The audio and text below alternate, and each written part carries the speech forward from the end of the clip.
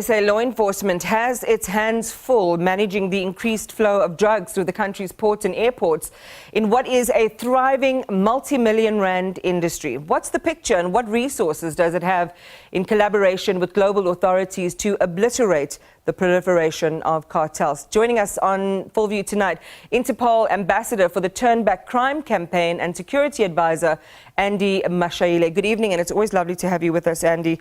It's quite concerning. I mean, when you read that for every drug consignment that is seized at our airports and harbours, another 10 go undetected. So this is just a numbers game for the cartels, and it seems as if they're poised to thrive and to win. Tell us more about how the operations work. The stats that we've just called into existence tell you of the modus operandi of the drug cartels and drug criminals and drug lords. Where there is tight security, like in your Australias of the world, like your Mexico, where there's tight border management, they would send just a small consignment. But where they perceive the area of border management to be lax, they will send a lot of drugs in that particular area.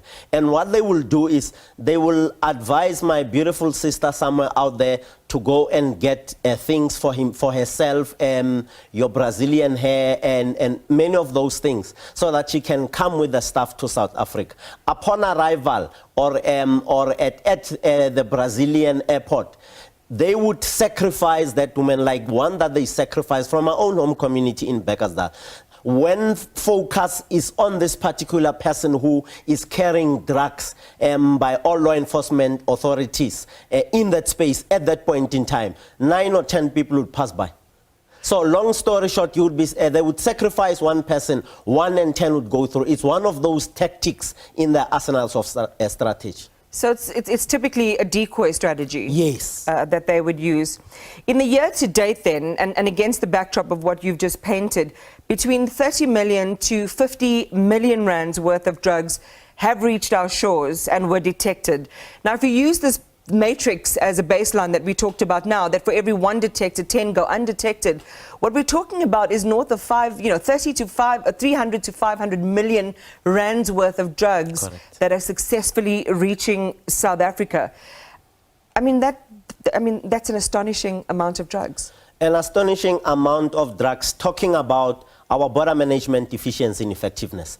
If the people at border management, be it at your airports, be it at your ports of entry, all ports of entry and borders, if they were up to scratch, you would not have had that amount of drugs coming into our country. Remember, Iman, that these are only the numbers and the figures that can only be put up when they are discovered. What goes on in the event when nothing is detected goes in undetected. Remember, in your security value chain, the human element is critical to the success of a policing, crime prevention and crime combating strategy. In the event where these drugs go undetected, who is making it making sure that these drugs are undetected when they come into our country? When you look at the young people in my community, once again, Mohlakeng, Kagiso, Bekkersdal, when you look at the number of people who are young men and young women who are taking drugs, it scares me. It now tells you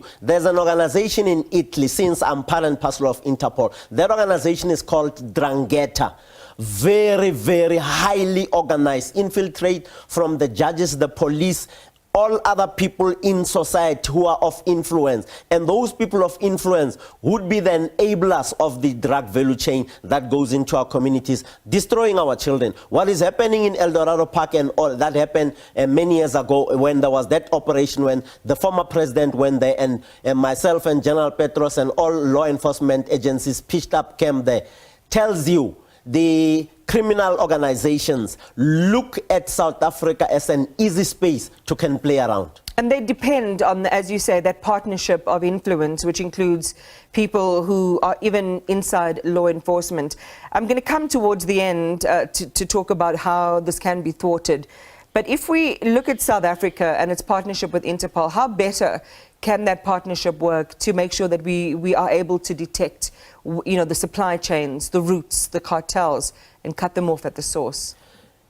Interpol is highly organized as a coordinating structure of all law enforcement agencies in 194 countries.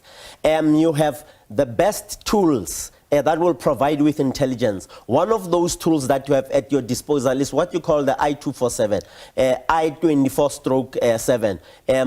Basically what that system does is, if there's a car with a fake registration number or with a registration number from country A and country B, that car is stopped by the police, they would get in touch with Interpol, either at your National Central Bureau in any of the SADC countries, make sure that they punch in the VIN number of that car. And what transpires when it has been punched into that Interpol system, that Interpol system would then reveal that this car is wanted in America, in Canada, in the UK. So long story short, when we have this kind of a system and intelligence available to us, it means law enforcement agencies and intelligence structures must use technology to ease the burden of the human element in terms of identifying and once again thwarting and ensuring that you create a safe and a secure environment. I want to come back to, again, more ways that South Africa can use technology included to roll back the impact of drugs and the proliferation of drugs in our society. But I want to put this to you really quickly, just in terms of decriminalizing drugs. We've seen countries like Switzerland, like Portugal, and others that have done it. I think in Portugal, the rates of HIV infection dropped because obviously the needles that people were sharing were done in a different way. Drug use declined, particularly in the 15 to 24-year category. And the country almost reframed drug use as a medical issue and not as a criminal issue. Your thoughts, just broadly speaking, on the prospects of decriminalizing drug use?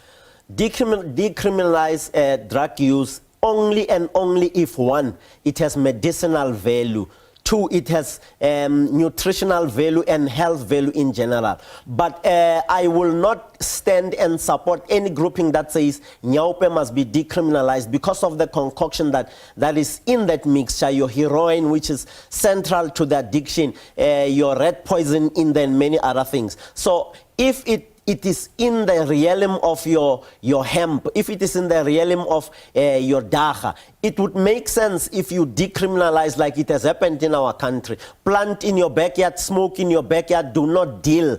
Use for your recreational purposes in your space. In that regard, it makes perfect sense. But obviously, human beings, a perfect system is subject to abuse. It can be abused for distribution purposes. Other people would see benefit in distributing and making a lot of money out of the decriminalized processes of drugs, particularly if they are the drugs of choice for young people, and they are the drugs of choice to ensure that there is addiction and there is higher demand, which is then determined by the manufacturers' organizations.